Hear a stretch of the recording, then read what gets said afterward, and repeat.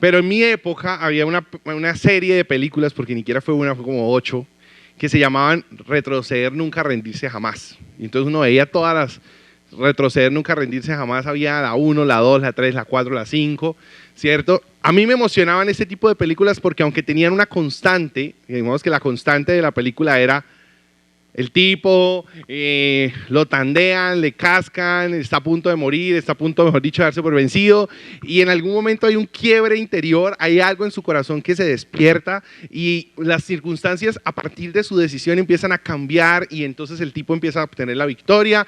Hay películas de boxeadores, de policía, de todos con ese mismo nombre y todos tienen la misma retórica. ¿Cuál era el mensaje que quería transmitir esa película?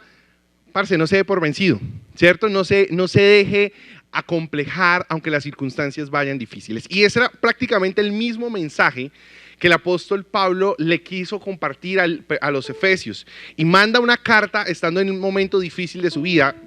Cuando él estaba escribiéndole esta carta a los efesios, el tipo no estaba en un resort, el tipo no estaba en un spa, ¿cierto? Haciéndose las uñas. El tipo estaba en una cárcel. Diga conmigo cárcel. Diga conmigo cárcel. Entonces el tipo estaba metido en una cárcel, estaba pasando las duras y las maduras, estaba pasando por un momento muy difícil en su vida. Y a mí me impacta que este tipo, llamado Pablo, aunque estaba en un momento difícil de su vida, aunque estaba en una situación complicada, ¿sabes qué hace? Escribe una carta de aliento, de fuerza. En lugar de victimizarse, en lugar de decir, pobre de mí, estoy metido en la guandoca, estoy metido en la cárcel, el tipo escribe una carta para personas que incluso podían estar mucho mejor que él, diciéndole, oiga, no se desanime, oiga, pase la página, avance, no se quede, no retrocedan, sigan avanzando. Y me encanta muchísimo porque en la palabra del Señor hay una constante de estas dos verdades. Tú vas a la Biblia y tú vas a la palabra de Dios y encuentras en la Biblia constantemente Dios hablándole a héroes de la fe, a personas guerreras, a personas valientes, a personas que marcaron una diferencia en su historia. Les dice estas dos cosas constantemente. Primero, no retrocedan. Diga conmigo, no retrocedan. Imagínese que usted está viendo una competencia de atletismo y de un momento a otro todo el mundo está corriendo la carrera, ¿cierto? Así súper atléticos como el pastor Eliseo, así súper fit. Están corriendo la carrera así, todos avanzando para la meta. Y de un momento a otro tú te das cuenta de que uno de los competidores para y empieza a correr hacia atrás. O sea, empieza a retroceder. ¿Tú qué empiezas a pensar? Primero, parece algo ridículo, pero no es la palabra que puedo utilizar. Pero es ridículo. Es una vergüenza realmente. Una persona... Uno piensa, o este está loco, o se chifló en medio de la carrera, o se le cayó el celular, porque de pronto usted, si le cae el celular, es la única manera en que retroceda en una carrera, ¿cierto? Para que no se lo pisen los demás. Pero de resto, tú nunca habías eso en una carrera. Y eso, así de ridículo nos vemos muchos de nosotros, chicos, que habiendo en algún momento conocido a Dios, que habiendo en algún momento gustado de quién es Dios, terminemos alejándonos de Él, terminemos retrocediendo en nuestra vida. Y con mucho amor les digo, y por favor no me malinterprete esa palabra, pero a veces nosotros no entendemos lo relevante que podemos llegar a ser cuando decidimos perseverar, ¿ok? Entonces, lo primero que Dios le está diciendo al pueblo, y lo dice en Hebreos capítulo 10, versículo 39, dice, nosotros no somos de los que retrocedemos, sino para perdición, sino de los que tienen fe para preservación del alma. Hay una relación supremamente grande entre la fe y la resistencia, ¿ok? Una persona que tiene fe es una persona que fácilmente, o no fácilmente, pero logra resistir más las dificultades, los procesos, los chicharrones, las dificultades, las circunstancias difíciles, y le es más fácil avanzar en la vida. Por eso, lo primero que el enemigo, escúchame bien, querido jovencito, jovencita, lo primero que el enemigo va a intentar minar en ti es tu fe. ¿Ok? Escúchame bien. El enemigo no te va a poner a ti una tentación enfrente si antes no logró debilitar tu fe. El enemigo no va a poner un tropiezo en tu vida, una tentación, una circunstancia difícil en tu vida sin antes haber debilitado tu fe. Porque cuando una persona tiene la fe firme, las tentaciones, el pecado, las insinuaciones del enemigo, lejos de alejarlo de Dios, terminan robusteciendo su fe y le dan más ganas, más coraje para seguir buscando a Dios. Se siente más fuerte, más empoderado. Fue más chica, o sea, el enemigo viene a tentarlo y la fe de este hombre o la fe de esta chica que está fuerte y que está robustecida dentro de sí, le da el valor para decirle no a lo que debe decir no y decirle sí a lo que debe decir sí. Pero cuando el enemigo logra debilitar la fe, ¿ok?, que es la capacidad de creer en los buenos planes de Dios, que es la capacidad de creer incluso en la existencia de un Dios que tiene buenos pensamientos para nosotros, entonces con eso es más que suficiente para coger y darte 3 vueltas y sacarte del partido. Lo que hizo el enemigo, la serpiente con Eva, antes de ofrecerle y hacerle que comiera del huerto, del fruto del huerto, fue hacerle dudar, escúchame, fue hacerle dudar de los buenos planes que Dios tenía para ellos. ¿Sabes por qué te es más fácil a ti perseguir tus propios deseos carnales, saciar tu carne más que saciar tu espíritu? Porque muchos sentimos que es que si yo no sacio mi carne, ¿qué es lo que puedo percibir? ¿Qué es lo que puedo sentir? Si yo no tomo, si yo no bebo, si yo no fumo, si yo no me drogo, si yo no tengo relaciones sexuales antes del matrimonio, si yo no hago todo lo que jóvenes hacen para disfrutar la vida, entre comillas, si yo no estoy haciendo todo eso, entonces voy a vivir una vida aburrida. Y el enemigo es tan estratégico para hacernos creer eso, que te hace pensar que vivir para agradar a Dios es perder el tiempo. Pero lo que no sabe es que los que eligen agradar a Dios, los que eligen marcar una diferencia en su vida, los que eligen realmente avanzar en la carrera y no retroceder ni rendirse, son los que alcanzan a disfrutar a plenitud esta temporalidad, pero también los que tienen asegurada la vida eterna. Conozco cientos de jóvenes, unos muy amigos míos, que se sumergieron en la droga, que se sumergieron en el alcohol, y sus vacíos cada día eran más profundos. Y ellos creían que en algún momento eso les iba a llenar. Ellos creían que en algún momento eso les iba a saciar. Pero lo único que hacía era dejarles el hueco más hondo y el dolor más profundo. Pero conozco otros que pasaron la página y decidieron hacer un alto en sus vidas. ¿Y sabes qué hicieron? Empezaron a tomar a Dios en serio. Y adivina Dios qué hizo con ellos. También los tomó en serio. ¿Sabes qué pasa cuando Dios coge a alguien en serio? Lo hace 10 veces mejor, como lo hablábamos hace 15 días. Le da 3 vueltas y lo lleva de lo mejor a lo excelente. Entonces, lo que el apóstol Pablo está diciendo es: oiga, queridos efesios, yo estoy mal, yo estoy llevado, pero aunque estoy mal físicamente, aunque estoy en una cárcel, tengo una cosa clara: esta carrera para mí todavía no se ha acabado, y para ustedes menos. Así que mientras ustedes tengan que correr esta carrera de la vida, permanezcan, esfuércense, avancen. Yo recuerdo que hace un tiempo, hace muchos años, cuando iba de 11 grado, todavía era un poquito más bolita todavía de lo que soy hoy, ¿cierto? Y recuerdo que había algo en mi colegio, creo que muchos de los colegios, no lo sé, que se llamaba algo que se llama el test de Cooper. Y el test de Cooper, yo vivía en San Gil. Ahora, imagínense, los que han ido a San Gil saben cómo son las calles así, ¿cierto? No le toca subir como medio arrodillado ahí. Y el test de Cooper en mi colegio era algo que se llamaba los rieles de la gruta. Había una gruta, o sea, había una montaña, que en la parte alta de la montaña había una virgen, ¿sí? Una estatua de una virgen. Y teníamos que subir esa montaña, bajarla, dar la vuelta por detrás de un estadio, correr, o sea, eso era una cosa impresionantemente grande. Y teníamos que dar como 5 vueltas de eso. Durábamos casi 1 hora corriendo. Ahora, imagínense mi físico. Yo a esos 10 metros allá ya estaba que no daba.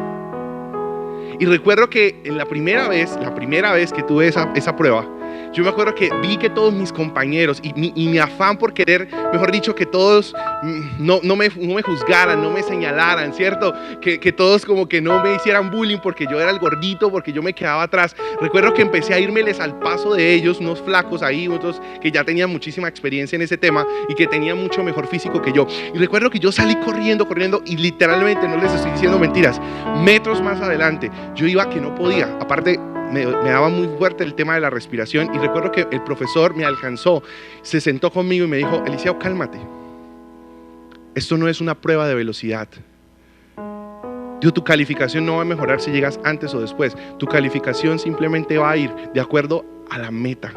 Tu meta es, tienes que darla, tienes que hacer todas las vueltas. No importa hasta si te vas caminando, no importa, pero si las das. No importa si a unos les toma 1 hora y a ti te toma 5, no importa. Ve a tu ritmo. Y eso me marcó mucho, porque en la vida muchas veces, por querer igualar a los otros, yo salía a correr y metros más adelante me cansaba.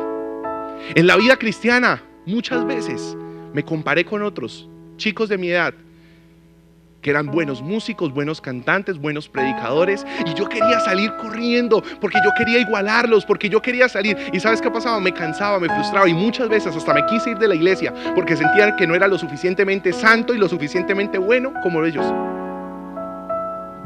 Pero un día mi entrenador, mi Padre Celestial, se me acercó y me recordó que la vida cristiana no es una carrera de velocidad. No es el que se convierta en el más santo primero. No es el que se convierta en el que menos errores cometa primero. Se trata del que realmente persevera. Y saben, chicos, tengo 29 años, voy a cumplir 30 años este año. Estoy cucho. Pero han sido 30 años de momentos de ir muy rápido, pero también de momentos de ir muy lento. Pero ¿saben qué? Han sido momentos de seguir en la misma pista. 30 años corriendo de la mano del Señor. Desde que nací me presentaron en un altar, en una iglesia. Y no ha sido fácil, pero yo elegí que fuera de Él no había vida. Elegí que fuera de Él no había esperanza para mí. Y eso es lo que Pablo le decía a los efesios. Ustedes no se pongan a compararse con los demás. Ustedes corran su carrera a su ritmo. Y les dijo, por eso les dijo, y les dio 3 tips, 3 consejos para no desanimarse, para perseverar, para ser capaces de aguantar, de resistir, de no retroceder ni de detenerse nunca. Recuerden que el mensaje se llama retroceder nunca, rendirse jamás. Y lo que Dios te va a regalar hoy rápidamente, antes de terminar este tiempo, son 3 consejos para nunca retroceder y nunca rendirse. ¿Ok? ¿Los quieren escuchar? Gracias por su entusiasmo. ¿Los quieren escuchar? Ok, el primero, usted va a ir conmigo a Efesios capítulo 12 y el versículo 1 dice: por lo tanto, nosotros también teniendo en derredor nuestra tan grande nube de testigos, dice, despojémonos de todo peso y pecado que nos asedia. Diga conmigo, despojarme de todo peso y pecado que me asedia. El primer consejo que Dios le está dando a estas personas que no quieren retroceder, para que nunca retrocedan y nunca se rindan, es: oiga, suelte todo peso y todo pecado. Escúchame muy bien lo que dijo. Peso, no dice peso de pecado, no dice peso, ¿sí?, pecaminoso. Está hablando de 2 cosas diferentes. Una cosa es peso y otra cosa es pecado. Jóvenes, hay cosas que no son pecado, pero son peso. Y el problema del peso es que no le va a dejar avanzar a usted en la vida. Usted no va a ir a una maratón con un bulto encima, ¿cierto? Usted no va a correr una maratón con un bolso lleno de piedras. Es pecado, escúchame, es pecado correr una maratón con piedras. Es prohibido. ¿Hay algún momento en que un reglamento que diga no se puede correr con un bulto de piedras encima? Claro que no. No es ni siquiera ninguna falta grave en atletismo, pero es apenas obvio. Pareciera ser un poco ridícula la comparación, pero es obvio que entre más peso tengas encima, más lento vas a ir en la vida. Pero aunque en la carrera pareciera ser obvio, en la vida pareciera que no tanto. Entonces algunos chicos dicen: pastor, yo tengo un noviazgo tóxico. No, ese man, mejor dicho, me cela. Ese man, mejor dicho, me manda mensajes todo el tiempo, que dónde estoy, que qué hago, que por qué, Pastor, ¿será que eso es pecado? No, no es pecado, pero sí es un peso. Y es un peso que no te va a dejar correr. Y es un peso que te va a demorar. Y es un peso que no va a dejar que avances en la vida. Y vas a ver cómo muchos amigos, compañeros de carrera, personas de tu misma edad van a llegar mucho más lejos y mucho más rápido en la vida. Y tú vas a decir: pero Dios, ¿por qué yo no? Chicos que todo el tiempo están diciendo, pastor, pero yo no entiendo por qué yo no siento que avanzo, me siento estancado. Y yo trato de no pecar, pastor, yo trato de ser correcto, yo trato de, mejor dicho, ir a la iglesia, de servir en la iglesia, yo trato de hacer una cantidad de cosas. Sí, pero tienes pesos encima que no te quitas. ¿Como cuáles, pastor? Como la falta de perdón, por ejemplo. Esa incapacidad de perdonar a tu papá. Esa incapacidad de perdonar a tu mamá. Esa incapacidad de perdonar a tu amigo o tu amiga que te hizo daño. Eso es un peso. Y no es pecado, y no es que te vas a ir al infierno por eso. Pero en la carrera de la vida te va a pesar más y no vas a poder avanzar. Y lo primero que Dios le está diciendo a jóvenes de pacto en esta tarde es: si usted no quiere retroceder y no se quiere rendir en la carrera de su vida, suelte todo peso, hermano. Tire al piso todas esas cosas que usted sabe que no le facilitan la vida. Si usted siente que en su vida espiritual hay cosas que lo detienen, que lo frenan, pues déjelas. Yo, por ejemplo, y perdónenme, de verdad, sé que rayo a veces un poco y ustedes dirán que la tengo casada contra la música, pero no es así. Yo también escucho, y yo cuando voy en un bus o cuando voy en un carro, pues si escucho música secular, en ningún momento me voy a tapar los oídos y no, sangre de Cristo, cúbreme, ay, el pecado va a entrar en mí. No, jamás y nunca. Pero yo sí sé, yo, Eliseo, porque me observo a mí mismo, porque sé lo que vivo dentro de mi corazón, porque sé lo que pasa cuando me expongo continuamente a música que no me edifica, a música que alimenta más mi emoción que mi espíritu. Lo que empieza a pasar, siento un peso, entonces ya no se me hace tan fácil orar, ya no se me hace fácil leer la Biblia. Y así como para mí es la música, para usted puede ser una serie de Netflix, o para usted puede ser los jueguitos de su celular, o para usted puede ser la cantidad de tiempo que se la pasa en internet. Y aquí el pastor está sacándole las vacas a relucir, ¿cierto? Usted verá si me cree o no me cree, pero dése cuenta. Obsérvese, ¿qué ha pasado en tu vida? Y a partir de qué momento orar se te hizo más difícil. ¿Serán personas? ¿Serán amistades? ¿Será que usted dejó de buscar de Dios porque de pronto empezó a abrirle su corazón a personas que lo alejan de Dios? Ahora, ese peso se te puede convertir en pecado. En ese momento puede ser que no sea pecado, pero si te alejas de Dios, ahí sí la cosa es grave. Nunca, escúchame por favor, el enemigo te puede poner pesos, pero nunca te puede hacer pecar. ¿Escucharon? ¿Les queda claro? Porque es que el enemigo me hizo pecar. El enemigo no te puede hacer pecar. Tú pecas porque se te da la gana. Dice la palabra del Señor que pecamos. ¿Por qué? Por las concupiscencias de nuestra carne. O sea, estamos predispuestos para ciertas cosas, nos hemos abierto la puerta a ciertas cosas y por eso metemos las de caminar. Pero nunca el enemigo puede coger y ¡pah! Al pecado. Como cuando usted empuja a un amigo o una amiga suya a piscina. Jamás. El enemigo solamente puede acercarse y decirte: bótate, chapucéate, mira, no es malo. Una probadita, una fumadita, una tomadita, una miradita, ¿qué te va a hacer mal?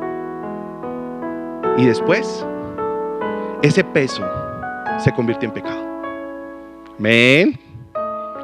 Entonces lo primero que tienes que hacer para en la vida retroceder, nunca rendirte jamás: despójate de todo peso y de todo pecado. Hablar de pecado, usted ya lo sabe, es todo aquello que no te permita dar en el blanco. Punto. Aquí teníamos un blanco y teníamos unos excelentes ¿cómo se llama? Lanzadores. Otros no tanto. No vienen a Santiago, por favor. Pero la puntería tiene que ver con el pecado. ¿Sabes qué significa una persona? O sea, ¿de dónde salió la palabra pecado? La palabra pecado salió precisamente de eso. Cuando en el tiempo de antiguo, en los tiempos donde se estaba escribiendo la palabra de Dios, había una palabra que se utilizaba cuando un arquero lanzaba una flecha y la flecha no pegaba en el blanco. En las dianas, que llamaban, las bolitas esas blancas con negro que tienen un punto en el centro, y no daba en eso, había una palabra, y esa palabra etimológicamente fue la que se usó para definir pecado. Es decir, que pecado realmente es no dar en el blanco. ¿Qué significa, pastor? Que todos los que estamos aquí tenemos un blanco en la vida. Y eso es lo que a mí, Eliseo Espinosa, me remuerde un poco el corazón. que muchos jóvenes y jovencitas se les olvidó o no han sido capaces o no se han comido el cuento o no han entendido que ustedes no vinieron a este mundo por azar. Ustedes vinieron a este mundo, hombres y mujeres, grandes, pequeños, con un propósito especial. Y el propósito del enemigo es que tú no des en el blanco para que cuando llegues al cielo y el Señor te muestre el panorama, el sueño, el propósito que tenía contigo, tú digas, todo eso tenías para mí. Y Dios diga, sí, pero retrocediste, te rendiste, no diste en el blanco, te distrajiste. El tiempo que podías haber invertido en cumplir tu propósito. Y escúchame bien, no estoy hablando del propósito de venir a la iglesia. No estoy hablando del propósito de ser cristiano solamente. Eso es parte del propósito, de la identidad como hijos de Dios. Estoy hablando realmente, específicamente, y con mucho amor te lo digo, de tu misión en la vida. Chicos y chicas, no podemos seguirle robando oxígeno al planeta, viviendo sin un propósito, viviendo sin una visión, sin un para qué de nuestras vidas. Y esa visión y ese para qué de tu vida no lo vas a encontrar en tus amigos, en tus amigas. Lo vas a encontrar mientras corres la carrera. No la vas a encontrar al final de la carrera. Vas a encontrarla mientras corres. Mientras corres, el Padre se va a ir contigo caminando a tu trote y te va a ir diciendo, mira, yo tengo planes contigo, yo tengo esto contigo, yo te soñé para esto. Pero mientras corres, no mientras retrocedes, ni mucho menos mientras te rindes. Lo segundo que debemos hacer para retroceder nunca y rendirnos jamás es, versículo más adelante, dice, y corramos con paciencia la carrera que tenemos por delante. Diga conmigo paciencia. Otra vez diga conmigo paciencia. ¿Alguien aquí es paciente? ¿O a alguien aquí le cuesta la paciencia? Personalmente es un área en la que sigo trabajando. Para mí no me es fácil ser paciente. Lucho mucho en este tema. Y te hablo de verdad con todo mi corazón y de verdad con mucho amor, porque el propósito que Dios nos está dando en este tiempo es, tenemos que ser pacientes. Ahora, quiero hablarte de una paciencia diferente. ¿Listo? O sea, no estoy hablando de la paciencia fruto del Espíritu Santo. Ustedes saben que el fruto del Espíritu Santo es el amor y se manifiesta en el gozo, paz, paciencia, benignidad, bondad, fe, mansedumbre y templanza, que es como, paciencia es como la capacidad de esperar, como de aguardar a que algo pase. No, la paciencia bíblica, la paciencia de la que yo te hablo y la paciencia de la que el apóstol Pablo le está diciendo al pueblo de Israel, oigan, corran a los efesios, corran con paciencia. Es una palabra griega que se llama hipomoné. Upomoné. Diga conmigo upomoné. Diga conmigo upomoné. Otra vez diga conmigo upomoné. Upomoné. Ojalá esa frase usted se la aprenda, esa palabra. Y si cada vez que usted tenga las ganas de darse por vencido, upomoné. Un mantra ahí. Upomoné. ¿Qué significa la palabra upomoné? Es precisamente la raíz griega de donde se sacó la palabra paciencia. Significa, ¿cierto? Resistencia, soportar bajo peso o presión. Y no estamos hablando precisamente de esa paciencia, como les dije, de espera. Estamos hablando de esa capacidad de permanecer fieles a Dios, aunque vengan los problemas. Una persona, lo que Pablo le está diciendo a la gente es, primero, despójese de todo peso y pecado. ¿Para qué? Para que usted pueda resistir los ataques del enemigo. A mí me impacta esto, porque hay chicos que en la carrera de su vida se sabotean a sí mismos y todavía ni siquiera el enemigo ha tenido que atacarlos. El enemigo está cuajado de la risa con ustedes porque ustedes mismos se sabotean, ustedes mismos se hacen daño, ustedes mismos están saboteando la vida. Pero cuando usted, escúcheme muy bien, se levanta y se para en la brecha y dice, espere, usted no me va a seguir saboteando. Hoy me despojo de todo peso, hoy me despojo de todo pecado y voy a empezar a correr con paciencia. Voy a empezar a correr con upomoné, es decir, voy a resistir. ¿Se acuerdan del video que veíamos al principio? Cuando usted va corriendo, su mente empieza a recibir mensajes. Ya no puedes, te vas a cansar, te vas a morir, mira, te vas a desmayar. Esa es la barrera que los atletas o que las personas que corren maratones dicen que es una barrera mental que surge cuando la persona va más o menos cerca de 20 kilómetros. A mí es 20 metros. Los atletas profesionales son 20 kilómetros, para mí son como los 20 metros que me sale esa barrera que llamo desmayar. Pero cuando una persona va corriendo, la mente en algún momento le empieza a decir, baja la velocidad, bájala,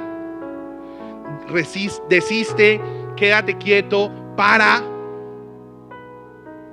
Y esa es la barrera que las personas tienen que correr, por las cuales los hombres y las mujeres tienen que correr con upomoné, es decir, con resistencia, ser capaces de decir no, ser capaces de a los ataques del enemigo pasarles por encima y decir, no, es que yo tengo claro para dónde voy. Y la única manera para hacerlo así, y la única manera para retroceder nunca, rendirse jamás, es, consejo número 3, puestos los ojos en Jesús, el autor y el que le da sentido a nuestra fe. Amén. Amén. Primer paso, despójense de todo peso y de todo pecado. Segundo, corran con upomoné, corran con paciencia, corran con resistencia, no se den por vencidos, aunque su mente les diga que ya no pueden, aunque ustedes sientan que la carrera se está haciendo dura, aunque ustedes sientan que nadie valora su trabajo, que nadie valora lo que ustedes hacen para el Señor, aunque ustedes sientan que vienen tentaciones, aunque ustedes sientan que vienen circunstancias que intentan sabotearlos, sigan adelante, resistan, aunque la presión sea dura, resistan, porque van a llegar a la meta. Amén. Amén. Pero lo tercero es, si usted necesita fuerzas, si usted necesita upomoné, ponga sus ojos en el Señor, no en la carrera. Ponga sus ojos en Dios, no en el pastor, no en el grupo de jóvenes en el que usted está. Ponga sus ojos en Jesús. ¿Por qué en Jesús? Me encanta esto. No dice ponga sus ojos en Dios, está diciendo ponga sus ojos en Jesús. ¿Qué significa poner los ojos en Jesús? Es ponga sus ojos en el Jesús que fue capaz de resistir en la carrera. Es decir, siga su ejemplo. Si Jesús, siendo hombre, resistió todo un camino de vergüenza, de señalamientos, de críticas, de que lo escupieran, de que lo lastimaran, de que le pusieran a pesar una cargada cruz por amor, usted va a ser capaz de resistir todo.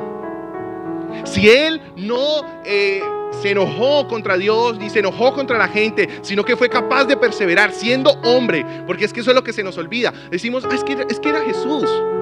Sí, pero era Jesús hecho hombre, o sea, era Dios hecho hombre, es decir, sentía dolor, el mismo dolor que usted siente. Si nos duele cuando nos pellizcan, si nos duele cuando nos dan una cachetada en la cara, imagínense lo que se siente que te peguen latigazos con espuelas que se te clavan en la piel y te rasgan la piel. Y luego sobre esa piel desgarrada, estos hombres escupían. Usted puede saber lo que puede sentir una persona, sentirle que está cayendo sobre su carne viva saliva de otra persona,